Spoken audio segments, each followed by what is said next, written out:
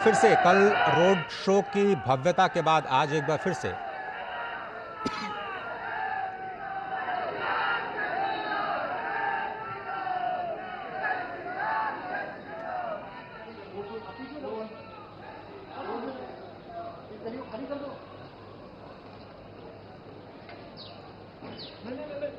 अरे नहीं सर यहाँ जाना भाग यहाँ जाना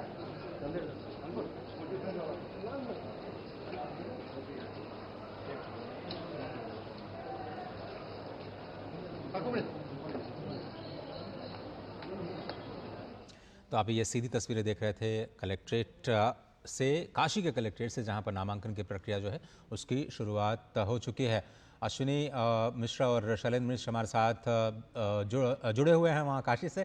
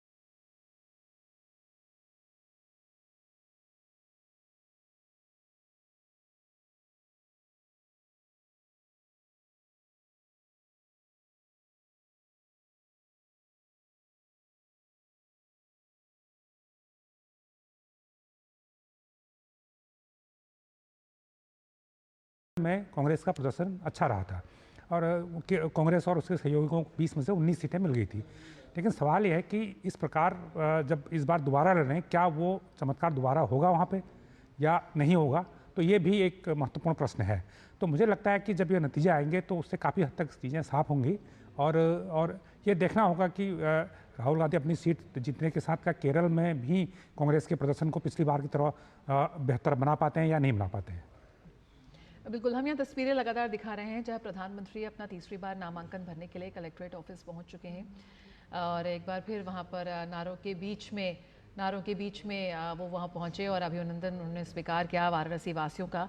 और यहाँ पर प्रधानमंत्री मोदी के नॉमिनेशन में शामिल होने के लिए हम देख रहे हैं कि देश भर से दिग्गज नेताओं का जमावड़ा वहाँ पर लग रहा है। मदन मोहन जयराज जी, जिस तरह से लगातार ये बात हो रही है कि एनडीए की एकजुटता को लेकर या उनके शक्ति प्रदर्शन को लेकर, किस तरह से आप देखते हैं इन तस्वीरों को भी जब तमाम नेता वहाँ पहुँचते नजर आते हैं? योगी आदित्यनाथ को भी हम देखते हैं, लगातार हमने कल देखा रथ पे मौजूद थे, लगातार ये बात भी की जा रही है। प्रधानमंत्री भी बात को कहते हैं कि डबल इंजन की सरकार है जो आपके राज्य को और ज़्यादा वो बूस्ट देगी और उसको विकास के पथ पर आएगी। और उसी तरह से यहाँ पर जब एनडीए के जब पूरा कुनबा इकट्ठा होता है नॉमिनेशन प्रोसेस के लिए, तो वो भी कहीं ना कहीं बेहद महत्वपूर्ण संदेश देता नजर आता है। हमने हमेशा देखा है कि जब भी प्रधानमंत्री मोदी कोई काम करते हैं तो उसे बड़ी भव्यता के साथ करते हैं और काफ़ी तैयारी के साथ करते हैं, पूरी प्लानिंग के साथ करते हैं। तो दूसरी बात यह है कि जब प्रधानमंत्री का नॉमिनेशन हो रहा है तो ऐसे में एक स्वाभाविक है कि जो बीजेपी के बड़े नेता वहाँ पर मौजूद रहें और लोगों का भी, चूँकि एक लोकप्रिय नेता हैं तो पब्लिक का भी बहुत प्यार उनके साथ है, तो लोग भी काफ़ी तादाद में आसपास इकट्ठे रहते हैं, उनकी एक झलक देखने के लिए वहाँ पे मौजूद रहते हैं। इसके अलावा जहाँ तक एनडीए के घटक दलों की बात है कि जैसे कि मैंने कहा कि जिस प्रकार 2014 से बीजेपी अपने सहयोगियों को लगातार अपने साथ बनाए हुए है, उनको साथ लेकर चल रही है, ज़रूरत नहीं होने के बावजूद चल रही है, तो ये संदेश दूसरे पक्ष में जाता है कि अगर बीजेपी हमारे साथ एकजुटता दिखा रही है तो हमें भी वही रिस्पॉन्स देना चाहिए। तो मुझे लगता है कि जो दूसरे घटक दलों के, जो एनडीए के दूसरे सहयोगी पार्टियों के नेता, बड़े नेता वहाँ पर जुटे हैं, तो वो अपनी प्रतिबद्धता बीजेपी के साथ दिखाने के लिए या एनडीए को एक मजबूत दिखाने के लिए वहाँ पर मौजूद है। बिल्कुल, और ये सोचने पर मजबूर करती है कि लगातार जो ब्रांड मोदी की बात हो रही है, जो स्वीकार्यता की बात हो रही है, जो लोकप्रियता की बात हो रही है, वो उसी तरह से बरकरार है। जो जोश हमें 10 साल साल पहले जब प्रधानमंत्री निकले थे अपने रोड शो करने, वो नजर आया था। वही अविस्मरणीय क्षण हमने कल देखा जब जिस तरह से हुजूम उमड़ा। और इस बात का भी खास तौर पर प्रधानमंत्री हमेशा से ध्यान देते हैं जब वो बात करते हैं कि सबका विकास, सबका साथ। तो हमने देखा किस तरह से रोड शो में अलग अलग जो हमने देखा कि विभिन्न समाज के विभिन्न समूहों की ओर से, वर्गों की ओर से हमने पार्टिसिपेशन देखा। हमारे संवाददाता हमारे साथ जुड़े हुए हैं जो कल मौजूद रहे, जिनकी तस्वीरें हमने देखी रोड शो के समय। अश्विनी, जिस तरह से लगातार ये बात होती है कि जब भी प्रधानमंत्री की स्वीकार्यता की बात हो, कि लोकप्रियता की बात हो, तो यहाँ पर समान रूप से समाज के विभिन्न वर्गों के बीच, चाहे छोटे हों, बड़े हों, बूढ़े हों, या विभिन्न समुदाय से आने वाले लोगों में एक रूपता से वो दिखती है। और कल भी उसकी एक झलक हमने देखी। अलग अलग वहाँ पर समुदाय से लोग पहुँचे हुए थे वहाँ साथ देने और प्रधानमंत्री की इस यात्रा में उनका साथ देने के लिए, हिस्सा बनने के लिए। और आज भी कुछ ऐसी ही तस्वीरें हम देख रहे हैं।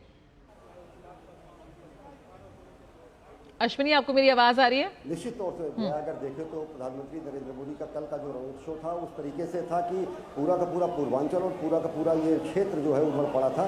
काशी के लोग सराखों पर बैठाए थे। सबसे बड़ी बात यह है हर हर महादेव की इस नगरी में हर हर मोदी के अगर नारे लगते हैं, ये विरले नेताओं को ऐसा सौभाग्य मिला है। प्रधानमंत्री नरेंद्र मोदी यहाँ पहुँच चुके हैं डीएम कार्यालय में नामांकन अपना दाखिल करने के लिए। एनडीए के सभी घटक दलों के जितने प्रमुख नेता हैं वो यहाँ पर मौजूद हैं। मुख्यमंत्री योगी आदित्यनाथ मौजूद हैं, रक्षा मंत्री राजनाथ सिंह मौजूद हैं, केंद्रीय गृह मंत्री अमित शाह मौजूद हैं और साथ ही साथ एनडीए के सभी राजनीतिक दलों के लगभग मुखिया, उत्तर प्रदेश के सभी जो गठबंधन में शामिल हैं वो नेता भी यहाँ पर मौजूद हैं। तो जो एकजुटता का प्रदर्शन यहाँ पर काशी से आज हो रहा है वो पूरे देश को ये बताता है कि किस तरीके से गठबंधन धर्म को निभाते हुए एक बड़ा जबरदस्त जनाधार उत्तर प्रदेश में 2019 के चुनाव में रहा। गठबंधन धर्म को निभाते हुए अभी भी सभी घटक दलों को अपने साथ लेकर प्रधानमंत्री नरेंद्र मोदी यहाँ पर नामांकन दाखिल करने पहुंचे हैं। और काशी की जो भव्यता है, काशी की जो आध्यात्मिकता, उसको सजोकर किस तरीके से अंतर्राष्ट्रीय स्तर पर काशी को स्थापित किया और किस तरीके से भारत को एक विकास यात्रा देते हुए 5वीं दुनिया की सबसे बड़ी अर्थव्यवस्था बनाया। तो ये निश्चित तौर से पूरे राजनीतिक दलों को और पूरी दुनिया को भी संदेश देता है कि किस तरीके से एक समग्रतावादी सोच को लेकर, एक समावेशी सोच को लेकर समावेशी राजनीति की शुरुआत यहाँ काशी से हुई। और आज प्रधानमंत्री नरेंद्र मोदी यहीं पर मौजूद हैं, नामांकन दाखिल कर रहे हैं मुख्य निर्वाचन अधिकारी कार्यालय में, डीएम कार्यालय, जिलाधिकारी कार्यालय में वाराणसी में। और पूरा का पूरा एनडीए जो घटक दल है, पूरा का पूरा एनडीए का जो गठबंधन है वो यहाँ पर मौजूद है।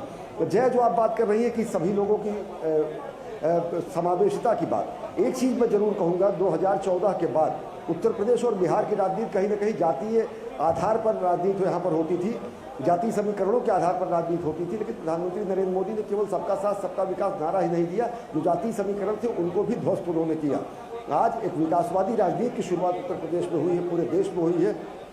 ये काशी और पूरा का पूरा पूर्वांचल कहीं ना कहीं इस बात का साक्षी है कि किस तरीके से बेहद पिछड़ा माने जाने वाला ये क्षेत्र आज जो है विकास के फलक पर, विकास के मानचित्र पर एक विशिष्ट स्थान रखता है। काशी के विकास के साथ साथ समूचे पूर्वांचल का विकास हुआ है। केवल काशी से ही पर्चा दाखिल करना या यहाँ पर रोड शो करना केवल यहीं पर प्रभाव नहीं डालता है, ये समूचे पूर्वांचल पूरे देश में एक मोमेंटम बनाता है। और सबसे बड़ी बात एक और मैं कहूँगा कि एक प्रयोग यहाँ पर शुरू किया गया था, वो सांस्कृतिक प्रयोग था, लेकिन उसके राजनीतिक अर्थ भी और निकलेंगे कहीं ना कहीं।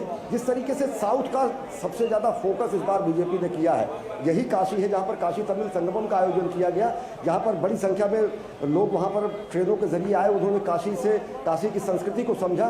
तो एक समावेशी सामाजिक शास्त्र भी यहाँ से कहीं ना कहीं निकला है। राजनीति तो इतर है, जो विभाजनकारी बातें होती थी, अलग अलग संस्कृतियों की बातें होती थी, उत्तर और दक्षिण की बात होती थी, आर्य और द्रविड़ की बात होती है, वो भी समीकरण कहीं ना कहीं ध्वस्त हुए हैं और एक नए भारत का विजय हुआ है। और वो सबसे बड़ी बात यह है कि काशी को गौरव प्राप्त है यहाँ से प्रधानमंत्री नरेंद्र मोदी के प्रतिनिधि होने का, और प्रधानमंत्री नरेंद्र मोदी को गौरव प्राप्त है कि हर हर महादेव की नगरी में हर हर मोदी के जयकारे भी लगते हैं। और अश्विनी, एक बात और भी हमने देखी कि काशी को प्रधानमंत्री मोदी ने ग्लोबल बनाया है इस लिहाज से कि बहुत सारे वैश्विक नेता को वो देश की सांस्कृतिक राजधानी कहें वहाँ पर लेकर के गए। G20 के कई सारे सम्मेलन हमने देखा काशी में हुए, अंतर्राष्ट्रीय हवाई अड्डा तो हम देख ही रहे हैं। काशी तमिल संगमम के जरिए तमिलनाडु और काशी को और ज़्यादा करीब लाने की कोशिश की। तो एक तरह से एक नई प्रयोगशाला के तौर पर काशी को प्रधानमंत्री ने प्रयोग किया, विकास के साथ साथ न केवल सांस्कृतिक जो दूरियां हैं उनको कम करने का, बल्कि काशी को भी ग्लोबल बनाने का।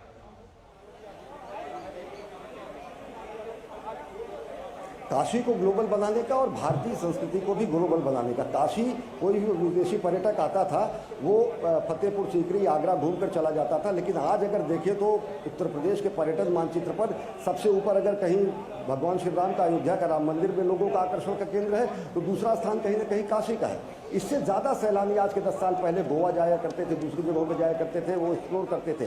तो धार्मिक पर्यटन ही नहीं, धार्मिक जिसको कहते हैं स्वाभिमान के भाव को का जागृत होना भी कहीं ना कहीं राजनीतिक रूप से देखता है, वो जनादेश में भी देखता है। काशी की गलियां जो सक्रिय होती थी, काशी मंदिर, विश्वनाथ मंदिर जाने के लिए जो लोगों को लंबी लंबी लाइनें लगानी पड़ती थी, तांता लगना पड़ रहा था, जो गंगा जी और भगवान विश्वनाथ के बीच में अवरोध पैदा हुए थे, एक कॉरिडोर बना के और तकरीबन वहाँ पर 40 से ज़्यादा मंदिरों को जीर्णोद्धार करके गंगा को गंगाधर से मिलाने का कार्य अगर किसी ने किया है तो प्रधानमंत्री नरेंद्र मोदी ने किया है। और भूरी भूरी प्रशंसा काशी की जनता करती है, उत्तर प्रदेश की जनता करती है, यहाँ आने वाले लोग करते हैं। काशी के अगर देखें आज के 10 साल पहले सड़कों पर जो है अब वो कहावत मैं नहीं कहूँगा, लेकिन सांड घूमा करते थे। यहाँ कहा जाता था कि सांड और सन्यासी सड़कों पर पहुँचा है तो आपको दिखेंगे, लेकिन आज काशी का सौंदर्यीकरण हुआ, वो भी काशी की मूल आत्मा को सजोकर। और सबसे बड़ी बात ये जो है वो ये है कि प्रधानमंत्री नरेंद्र मोदी को तीसरी बार वो आज यहाँ पर पहुँचे हैं नामांकन करने के लिए। पहली बार जब 2014 में उन्होंने नामांकन किया था तो उन्होंने बड़ोदरा से भी नामांकन किया था और काशी से भी जब जीते थे तो बड़ोदरा की सीट उन्होंने छोड़ दी थी। 2019 में उन्होंने काशी को ही चुना और उसके बाद यहाँ किसी अन्य क्षेत्र पर नामांकन नहीं किया। आज फिर तीसरी बार प्रधानमंत्री नरेंद्र मोदी काशी का सम्मान करने के लिए पहुंचे और उसी तरीके का सम्मान कल शाम को काशी की जनता ने जनज्वार के रूप में यहाँ पर किया। तो सबसे बड़ी बात यह है कि विकास कार्यों के लिहाज से, काशी की आध्यात्मिकता को सजोकर लिहाज से, और साथ ही साथ जो भारत भारतीयता के गौरव के केंद्र के रूप में स्थापना का भाव है और लोगों में जो स्वत्व और शक्ति का बोध का हुआ है, वो कहीं ना कहीं जनादेश के रूप में दिखता है। जब समूचे उत्तर प्रदेश में बीजेपी 2019 में अपना सबसे सर्वश्रेष्ठ प्रदर्शन करती है और इस बार वो इस कोशिश में है कि हम इस प्रदर्शन को भी दोहराएं, इससे बेहतर करें और अपनी सीटों को बढ़ाएं। क्या जनादेश होगा ये निश्चित तौर से तय करेगी जनता जब जनादेश आएगा, लेकिन ये है कि केवल काशी ही नहीं, प्रधानमंत्री नरेंद्र मोदी के यहाँ से आने से समूचा पूर्वांचल, समूचा उत्तर प्रदेश और समूचे देश को एक नया संदेश मिलता है। अश्विनी हमारे साथ बने रहिए और जो प्रस्तावक हैं उनके बारे में भी थोड़ी सी जानकारी हम तक पहुंचाइए। अब हमारे साथ मदन जी जुड़े हुए हैं, उनसे भी समझने की कोशिश करते हैं। विकास की अगर हम बात करें मदन जी, तो बहुत सारी नई परियोजनाओं की भी शुरुआत काशी में प्रधानमंत्री मोदी ने की, चाहे वो बनासकांठा आपको याद होगा दुग्ध जो संयंत्र है उसको स्थापित करना हो, उर्वरक के जो फैक्ट्रीज हैं उनको स्थापित करना हो, बहुत सारी जो विकास के कार्य हैं उनको भी एक सांसद के तौर पर उसी मनोयोग के साथ प्रधानमंत्री ने किया जो शायद किसी भी जगह से लड़ते तो वहाँ करते। बिल्कुल। देखिए, एक तो जो बनारस के शहर का विकास है, जैसे नया एयरपोर्ट बन गया, रेलवे स्टेशन बन गया, फ्लाईओवर बन गए, सड़कें बेहतर हो गई और एक वहाँ पे विश्व स्तर का सभागार भी बना है। इस तरह की चीज़ें तो बहुत सारी हैं और कुछ नई चीज़ें भी हैं, लेकिन हम एक चीज़ पे बहुत ज़्यादा ध्यान नहीं दे पा रहे हैं। मैं भी और आपके रिपोर्टर के बाद देख रहा था, जैसे अगर हम 2013-14 में देखें हैं तो वाराणसी में जो टूरिस्ट का जो आने का जो संख्या थी 2014 के दौरान, वो करीब 30-40 लाख 50 लाख के आसपास एनुअली टूरिस्ट आते थे। अभी जो ताज़ा आंकड़ा आसपास पहुंच गया है, तो आप इसको ये देखिए कि एक जो तीर्थ स्थल है, एक तीर्थ स्थल एक स्थानीय इकोनॉमी का एक बहुत बड़ा एक जरिया होता है। और हमने ये भी देखा है कि मोदी जी कई जगह जाते हैं, वाराणसी के अलावा भी दूसरी जगह कहीं बड़े मंदिरों में जाते हैं, केदारनाथ जाते हैं या किसी और मंदिर में जाते हैं, तो वहाँ पर पूजा अर्चना करते हैं, तो उसका बाद में क्या इम्पैक्ट होता है वहाँ पे जो टूरिस्ट का जाने का सिलसिला है, पूरा देश के कोने कोने से, सिर्फ ये नहीं कि वाराणसी सिर्फ नॉर्थ इंडिया का एक तीर्थ स्थल है, वो पूरी दुनिया का है, लेकिन बढ़ोतरी देखी जाती है। तो देश के हर स्तर से वहाँ पे टूरिस्ट के जाने का सिलसिला संख्या एकदम बहुत तेजी से बढ़ने लगती है। तो उसका जो फायदा वहाँ की लोकल इकोनॉमी को है, जहाँ पर 40 लाख टूरिस्ट सालाना जा रहे थे, वो 7 करोड़ हो गए, तो वहाँ पर वो रहेंगे, प्लेन से जाएंगे, बस से जाएंगे, ट्रेन से जाएंगे, ऑटो यूज करेंगे, टैक्सी यूज करेंगे, होटल में रुकेंगे, खाना खाएंगे, तो इससे जो वहाँ स्थानीय इकोनॉमी को एक बूस्ट मिला है, जो लोगों का वहाँ पर रोजगार बढ़ा है, तो मुझे लगता है कि वो भी एक बड़ी उपलब्धि है। और ये कोई तीर्थ स्थल से स्थानीय इकोनॉमी को का बढ़ने का सिलसिला सिर्फ भारत में नहीं है, दुनिया के कई देशों में है, जहाँ पर एक कोई सिटी में तीर्थ स्थल है और वहाँ पे देश भर से या पूरी दुनिया से लोग जाते हैं, ऐसा कई देशों में है और ये हमारे देश में भी है। और अगर हम इसकी गहराई में जाएं तो हमें याद है कि जब यूपी से उत्तराखंड अलग हुआ था तो सारे तीर्थ स्थल उत्तराखंड में चले गए थे, जो हिल एरिया थे वो भी उत्तराखंड में चले गए थे। तो उसमें ये चिंता व्यक्त की गई थी उत्तर प्रदेश के पास कोई टूरिस्ट प्लेस तो रह ही नहीं गया आगरा के अलावा।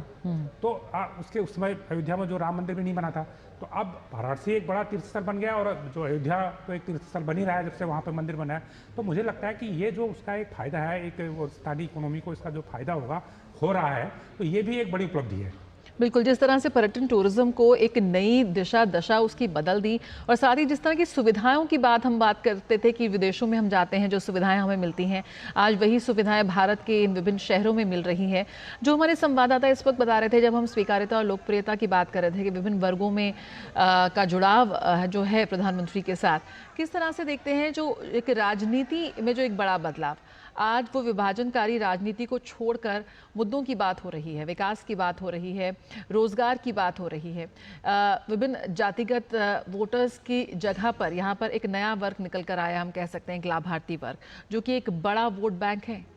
बिल्कुल। देखिए, कुछ ये एक आप इसका बीजेपी का अगर हम देखें तो बीजेपी ने हमेशा एक तो जो जन कल्याणकारी योजनाएं हैं वो निचले तबके को ध्यान में रखते हुए बनाई हैं, ताकि जो वास्तव में जरूरतमंद है उसको सीधे योजनाओं का लाभ पहुंचे। दूसरा, बीजेपी ने उनका लगातार सरकार ने उनका लगातार फॉलोअप किया है, क्या वो लाभ उन तक पहुंच रहा है, नहीं पहुंच रहा है। क्योंकि ये भी एक बड़ी चुनौती थी कि योजनाएं तो आ रही हैं, कागज पर आ रही हैं, लेकिन जमीन पर पहुंच रही हैं कि नहीं। लेकिन जो डीबीटी होता है जिसमें पैसा डायरेक्ट अकाउंट में जाता है, या जहां पर आधार का यूज होता है कि बगैर अंगूठा लगाए आपको राशन नहीं मिलेगा, तो इससे बड़ा फायदा हुआ है। इससे जो मिसयूज उसका होता था वो करीब बहुत कम रह गया, नहीं के बराबर रह गया। मुझे लगता है कि 1-8% रह गया, वो तो रह गया मुझे लगता है। नहीं तो कभी किसी ज़माने में ये तक कहा जाता था कि 15% ही लोगों के पास पहुंचता है, 85% नहीं पहुंच पाता है, वो दलालों के पास पहुंच जाता है या उसका मिसयूज हो जाता है। लेकिन आज वो चीज़ आईटी के इस्तेमाल से वो चीज़ खत्म हो गई है। तो जो लाभार्थी है, हमेशा लाभार्थी से बीजेपी ने संवाद किया है। प्रधानमंत्री खुद कई मौक़ों पर संवाद करते हैं, वो अपने मन की बात में भी लाभार्थी से कई बार बात करते हैं। तो लाभार्थी को उन्होंने अपने एक वोट बैंक में भी बदला है। तो जो लाभार्थी है जिसको सीधे लाभ पहुंचा है, वो आज बीजेपी का समर्थक भी है और वो वोट भी करता है। तो मुझे लगता है कि ये इसमें कोई बुराई नहीं है, एक अच्छी बात है कि एक तो यह है कि लाभार्थी को फायदा हो रहा है, दूसरा अगर लाभार्थी को फायदा होगा तो जरूर जिस सरकार की योजनाओं से फायदा होगा तो उसके साथ वो खड़ा होगा। बिल्कुल, यहाँ पर चुनावों में प्रस्तावों की भूमिका बेहद अहम है, और प्रधानमंत्री के जो भी प्रस्तावक रहे हैं पिछले चुनावों में भी, वो भी लगातार चर्चा में रहे और इस बार भी चर्चा में हैं जो भी नाम सामने आ रहे हैं। किस तरह से देखते हैं कि इस चीज़ को भी बहुत ही बारीकी से, यहाँ पर आपने कहा कि प्रधानमंत्री जो भी करते हैं काफ़ी तैयारी के साथ, प्लानिंग के साथ, तो प्रस्तावों को लेकर भी बहुत ही मंथन ये मुझे लगता है होता हुआ दिखता है कि किन किन को चुना जाएगा उस प्रस्तावों के तौर पर। नहीं, मुझे देखिए, हमने बहुत सारे आयोजन देखे, प्रस्तावक का भी देखे हैं पिछले 2 चुनावों में। देखिए, जब पार्लियामेंट हाउस बना तो जिन लोगों ने पार्लियामेंट बनाने में भूमिका निभाई थी, तो उन लोगों को वहाँ पर उनको स्पेशली जिस दिन उद्घाटन हुआ था तो उनको बुलाया गया था। बिल्कुल, हम तस्वीरों की देख सकते हैं यहाँ पर प्रधानमंत्री का कलेक्ट्रेट ऑफिस से, वाराणसी से यहाँ पर तस्वीरें हम देख पा रहे हैं। गणेश्वर शास्त्री जी, प्रधानमंत्री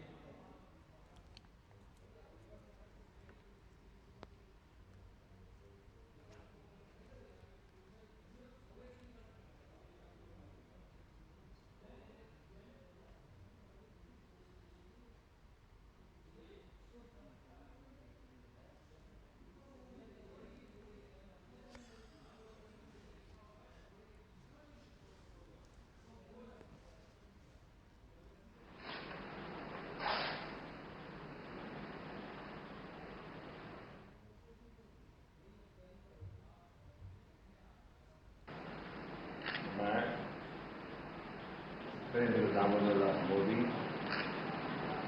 लोकसभा में स्थान करने के लिए अभ्यर्थी के रूप में नाम निर्देशित हुआ। ईश्वर की शपथ लेता हूं, सत्य निष्ठा से प्रतिज्ञा करता हूं कि मैं विधि द्वारा स्थापित भारत के संविधान प्रति सच्ची श्रद्धा और निष्ठा रखूंगा और मैं भारत की प्रभुता और अखंडता अक्षुण्ण रखूंगा।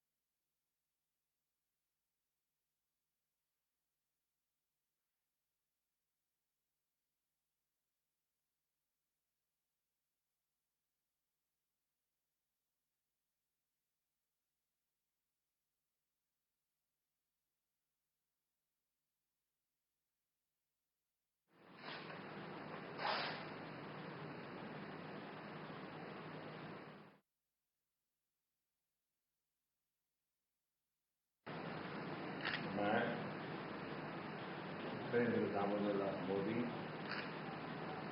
लोकसभा में स्थान भरने के लिए अभ्यर्थी के रूप में नाम निर्देशित हुआ। ईश्वर की शपथ लेता हूं, सत्य निष्ठा से प्रतिज्ञा करता हूं कि मैं विधि द्वारा स्थापित भारत के संविधान प्रति सच्ची श्रद्धा और निष्ठा रखूंगा और मैं भारत की प्रभुता और अखंडता अक्षुण्ण रखूंगा।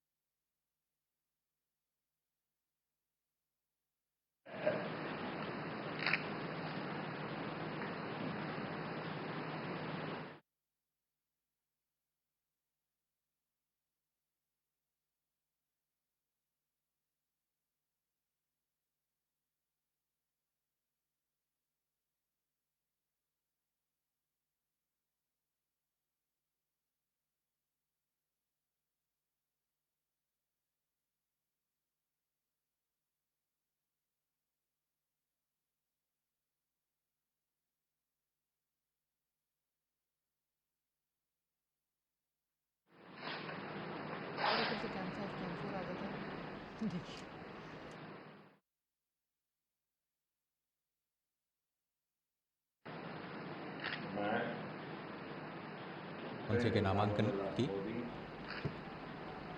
लोकसभा में स्थान भरने के लिए कलेक्ट्रेट वाराणसी से तस्वीरें और तीसरी बार नामांकन दाखिल करते हुए प्रधानमंत्री नरेंद्र मोदी वाराणसी के आज कलेक्ट्रेट पहुंचे हैं और आज वो नामांकन अधिकारी के समक्ष अपना नामांकन दाखिल करते हुए उनके साथ उनके प्रस्तावक के तौर पर गणेश्वर शास्त्री द्रविड़ और बैजनाथ पटेल।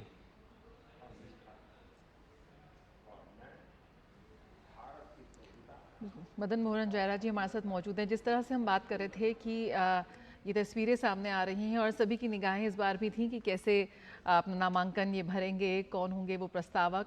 और प्रस्तावक के तौर पर हम इस बार देख रहे हैं कि यहाँ पर जो काफ़ी अहम होते हैं, यहाँ पर पंडित ज्ञानेश्वर शास्त्री जी मौजूद हैं, साथ ही बैजनाथ पटेल जी को भी हम देख रहे हैं, संघ के पुराने और समर्पित कार्यकर्ता वो रहे हैं। तो किस तरह से आप देखते हैं कि ये भी एक यहाँ पे जो संदेश देते नजर आते हैं प्रधानमंत्री अपनी हर एक गतिविधि के साथ?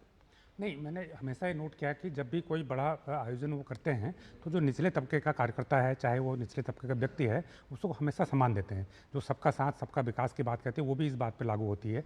जैसे हमने देखा कि पार्लियामेंट की जब नई बिल्डिंग बनी थी, जो मजदूर थे वहाँ पे उनको वहाँ पे बुलाया गया था, तो उसका उद्घाटन हुआ था।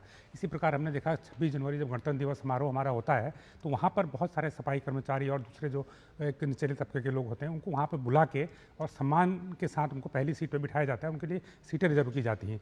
इसी प्रकार मैंने कई और कार्यक्रमों में देखा था कि पिछली बार जो उनके प्रस्तावक थे उसमें भी काफ़ी लोग इस तरह के थे जो एकदम बहुत ही एक अंतिम छोर के व्यक्ति थे, तो उनको सामने ला के एक प्राथमिकता के साथ अपना प्रस्तावक बनाना या उनको एक मंच पर सम्मानित करना, तो ये दर्शाता है कि आप हर व्यक्ति को साथ लेके चलने की मंशा रखते हैं। जैसे सबका साथ सबका विकास, ये बीजेपी का एक स्लोगन भी है और वो सिर्फ स्लोगन नहीं है, तो उसको चरितार्थ करके भी दिखाया जा रहा है और ये प्रधानमंत्री के स्तर पर हो रहा है और खुद वो कर रहे हैं। तो मुझे लगता है कि जब प्रधानमंत्री खुद ये कर रहे हैं तो उनकी पार्टी के लोग, उनके सरकार के दूसरे मंत्री वो भी उसको फॉलो करते हैं, तो ये एक अच्छी शुरुआत है।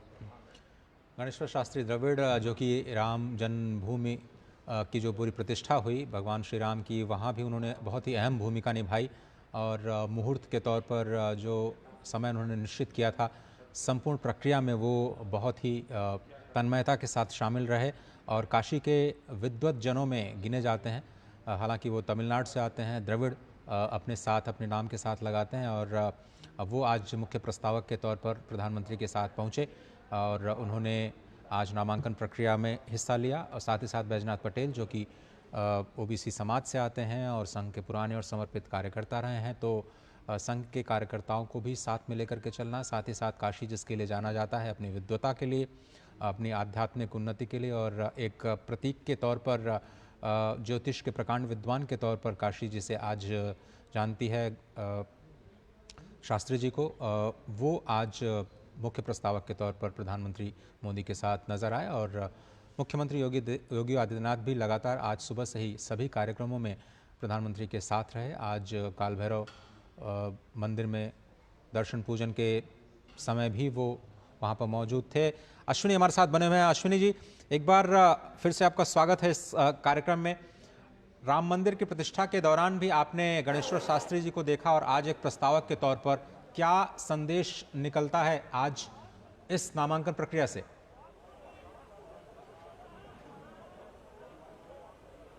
निश्चित तौर से अजय अगर देखें तो पंडित गणेश्वर शास्त्री द्राविड़ सबसे समादृत और सबसे ज़्यादा बड़े ज्योतिषी और प्रकांड विद्वान माने जाते हैं। समूचे काशी में और समूचे विद्वत परिषद में और समूचे संस्कृत के विद्वानों में इनका विशेष स्थान है। अगर बात राजनीतिक संकेत की करें तो द्राविड़ घनपाठी वेद घनपाठी ब्राह्मण परिवार से आते हैं। दक्षिण के जो ब्राह्मण परंपरा है उसमें सर्वोच्च ब्राह्मण परंपरा से ही आते हैं।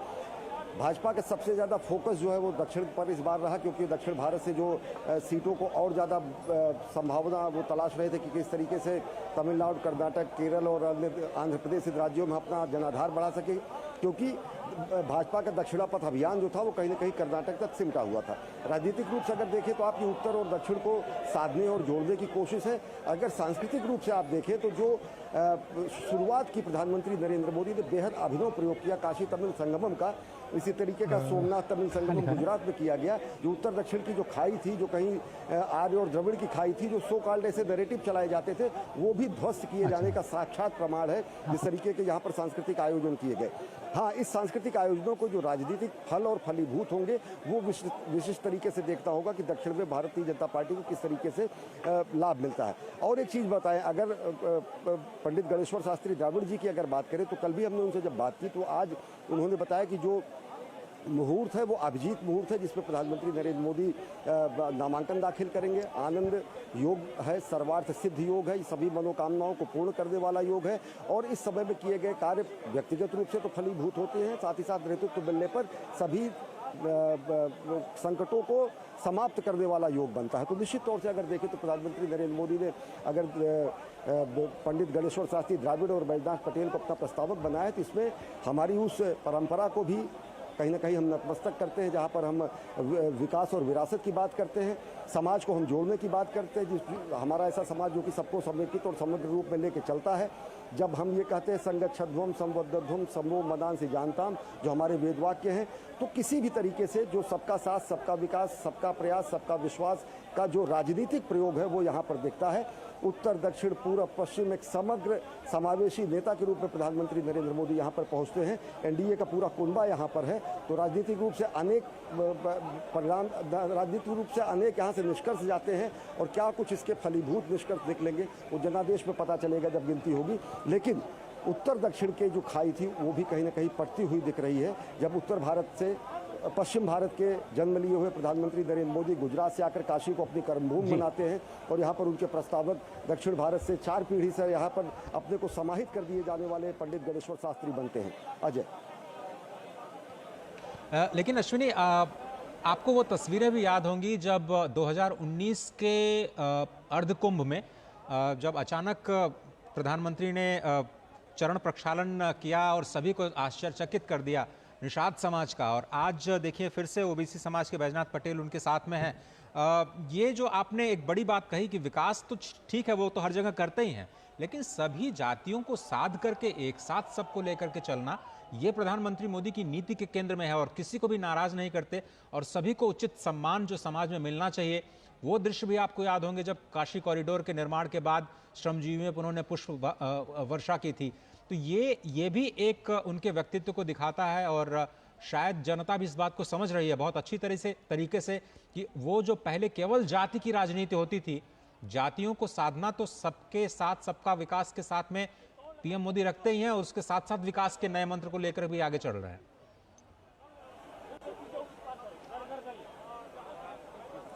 निश्चित तौर से अजय देखिए, जातियों को साधना, जातियों की राजनीति करना, जातियों की राजनीति से कुर्सी हासिल करना और उस कुर्सी का उपयोग अपने परिवार के लिए, अपने वंशवृक्ष के लिए, अपने हित कुटुंब और मित्रों के लिए प्रयोग करना, ये राजनीतिक दलों का उत्तर प्रदेश और बिहार में स्ट्रगल है। इतिहास इसका गवाह है, जनादेश इसका गवाह है।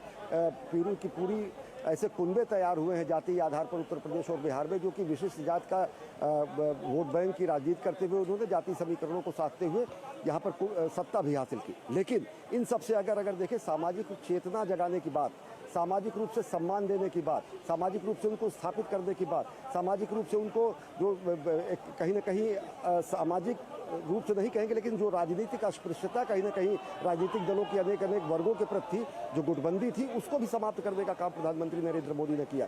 जिस तरीके से आपने जिक्र किया कि जब वो पांव पखाड़ते हैं स्वच्छाग्रहियों का, जब वो श्रमजीवियों का सम्मान करते हैं, जब वो काशी विश्वनाथ मंदिर में श्रमजीवियों का सम्मान करते हैं और अयोध्या के भगवान श्री राम के मंदिर में जटायु की प्रतिमा पर जाकर वो पुष्पांजलि अर्पित करते हैं, यानी कि शबरी की मूर्ति वहाँ लग दी है, जटायु की मूर्ति वहाँ लग दी है, महर्षि वाल्मीकि की मूर्ति भगवान श्री राम के मंदिर में लग दी है। भगवान श्री राम का मंदिर हमारे आध्यात्मिक चेतना का केंद्र तो है ही, लेकिन वो सांस्कृतिक सामाजिक सौहार्द का एक शक्तिपुंज भी बने, उसका भी निर्माण कार्य लगातार वहाँ पर चल रहा है राम मंदिर परिसर में। जिस तरीके से तो जो रूढ़ियाँ थी, जो रूढ़ियाँ जिसमें कहीं ना कहीं लोगों में एक मनभेद रहता था, सामाजिक रूप से समादृत नहीं होती थी बहुत सारी जातियाँ, उनको भी वो रूढ़ियों को भी तोड़ा है। और सबसे बड़ी बात ये, उनको समादृत रूप से, सामाजिक रूप से, राजनीतिक रूप से सशक्तिकरण करके उनको मुख्य धारा में लाया गया है और सबको समावेशी रूप से समान प्रतिनिधित्व भी दिया गया है। जिस तरीके से अगर देखें, एक विशेष वर्ग का या दो केवल जातियों को मिलाकर या कुछ संप्रदायों को मिलाकर राजनीतिक दल का स्वरूप आज भाजपा का नहीं है, वो पूरा का पूरा एक समावेशी स्वरूप है। वो प्रधानमंत्री नरेंद्र मोदी के विकास कार्यों में दिखता है, नीतियों में दिखता है, नीयत में दिखता है, आज यहाँ पर नामांकन में दिख रहा है, यहाँ के प्रस्तावकों में दिख रहा है। और जो एक सर्व समावेशी और सर्वस्पर्शी स्वरूप है प्रधानमंत्री नरेंद्र मोदी का, वो भी यहाँ पे दिखता है। अजय बिल्कुल अश्विनी, जिस तरह से हम बात कर रहे हैं, अगर हम प्रस्तावकों की यहाँ पर बात कर रहे थे तो 2014, 2019, 2024 यहाँ पर गिरधर मालवीय से लेकर शास्त्रीय गायक छन्नूलाल मिश्र, वहाँ पर बुनकर अशोक कुमार, और हम बात करें तो जो तमाम विभिन्न वर्गों से यहाँ पर प्रस्तावक आके जुड़ते हैं, किस तरह से आप देखते हैं कि आज सुबह बेहद भावुक होकर प्रधानमंत्री ने एक वीडियो संदेश भी जारी किया कि माँ गंगा ने मुझे बुलाया था और अब ऐसा महसूस होता है कि गंगा माँ ने मुझे गोद ले लिया है। जो लगातार ये जो काशी के साथ जो रिश्ता बना हुआ है प्रधानमंत्री का, वो और जो उसका रंग है वो और प्रगाढ़ और गाढ़ा होता जा रहा है। सबसे एक महत्वपूर्ण बात आप क्या मानते हैं, आपको लगता है वहाँ काशी वासियों के बीच में रहते हैं कि दुनिया के सबसे लोकप्रिय नेता उनके बीच जब आता है एक सांसद के रूप में, किस तरह से वो उससे जुड़ते हैं और ये जो एसोसिएशन है, ये जो प्यार है, ये जो सम्मान है, वो उसी तरह से बरकरार और भी बढ़ता हुआ?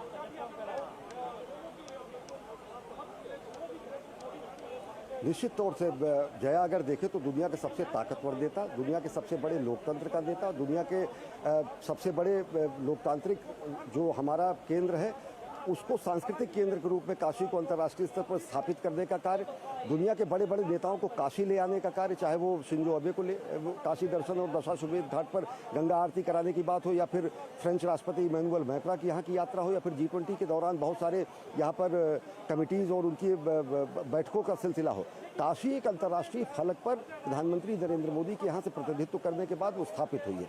और सबसे बड़ी बात ये देखें तो काशी आज के 10 साल पहले अगर देखें तो काशी को आदर बहुत प्राप्त था, सम्मान बहुत प्राप्त था, आस्था अगाध थी लोगों की, लेकिन काशी में वो आधारभूत संरचनाओं का अकाल था।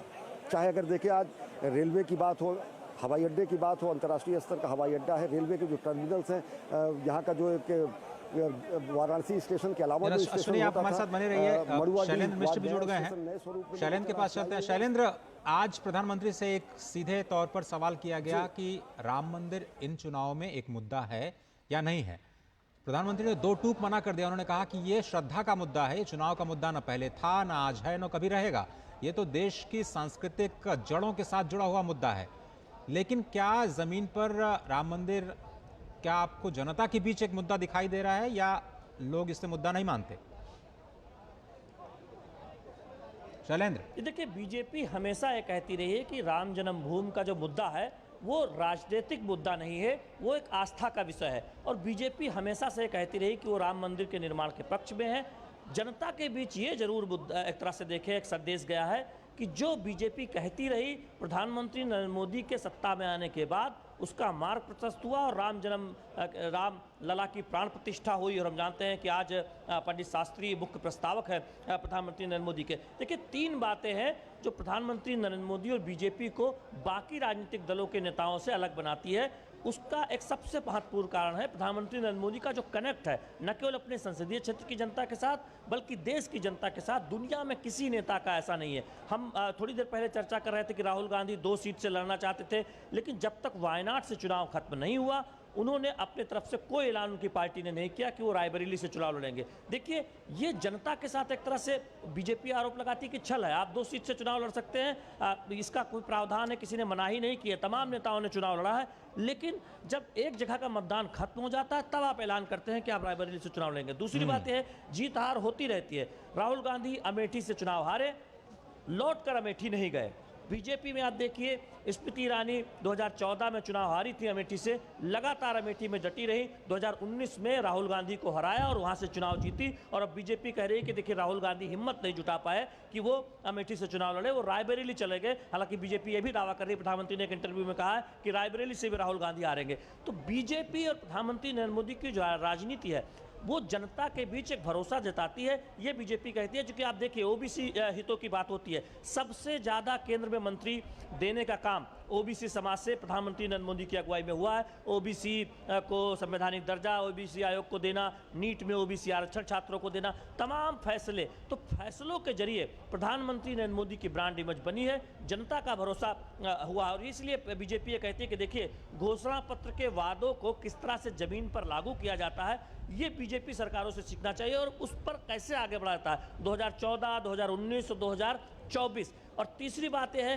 कि विकसित भारत के जिस विजन के साथ प्रधानमंत्री नरेंद्र मोदी आगे बढ़ रहे हैं उसके लिए कैसे संसाधन आएंगे, उसकी पूरी एक रूपरेखा सामने रखी जाती है। वहीं दूसरी तरफ विपक्ष के नेता हैं, उनकी पार्टियां हैं, वो कई वादे तो कर देती है लेकिन उसका ब्लूप्रिंट सामने नहीं रखती कि कैसे उन वादों का पूरा किया जाएगा। यही वजह है कि कुछ राज्य सरकारें जो विपक्ष शासित राज्यों की हैं वो उन पर यह आरोप लगता है कि जो उन्होंने सत्ता में आने के लिए जो कहा था वो पूरा करते हुए दिखाई नहीं देते। तो आज जो ब्रांड मोदी की जो इमेज है, जो वाराणसी में आके हम देखते हैं कि और विराट हो जाती है, उसके तमाम कारण हैं। उसमें सबसे पहला कारण यह है कि प्रधानमंत्री नरेंद्र मोदी की अगुवाई में जनता को लगता है कि बीजेपी जो कहती है वो करती है। और आप देखिए, अनुच्छेद 370 जब बीजेपी उतनी ताकतवर नहीं थी तब भी वो कहती थी कि अनुच्छेद 370 सत्ता में आने पर हटाया जाएगा। हम देख रहे हैं कि देश में अनुच्छेद 370 हट चुका है, राम मंदिर का निर्माण होगा, ये आस्था का विषय है। बीजेपी हमेशा कहती थी राम मंदिर का निर्माण हो चुका है।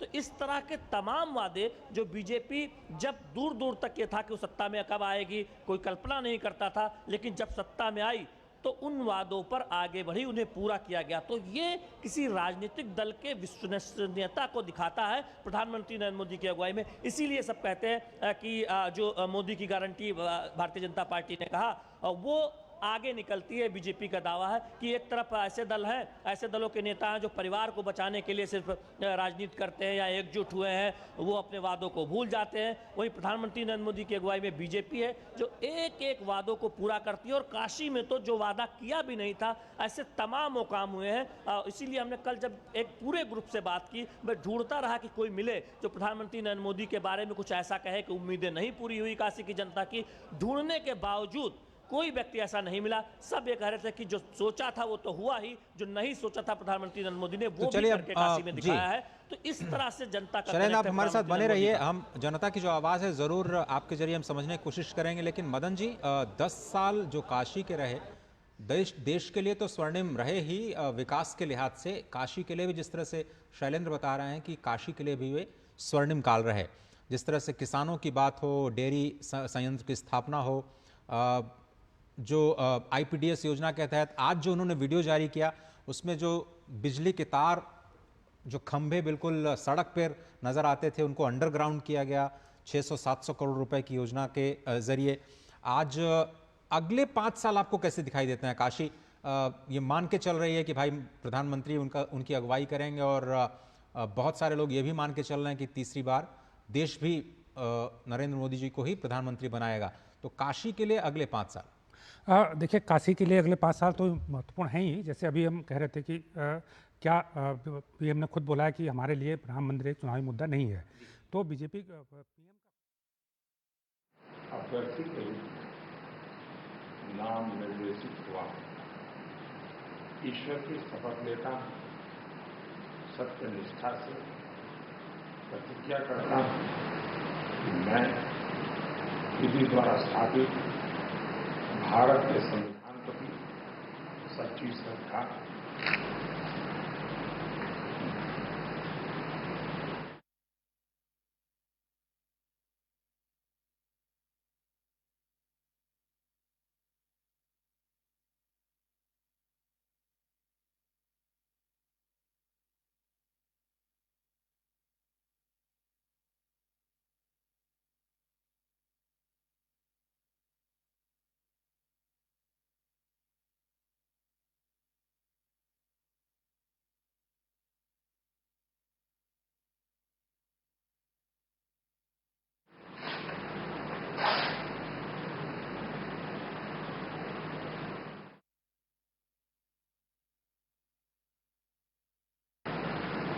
मैं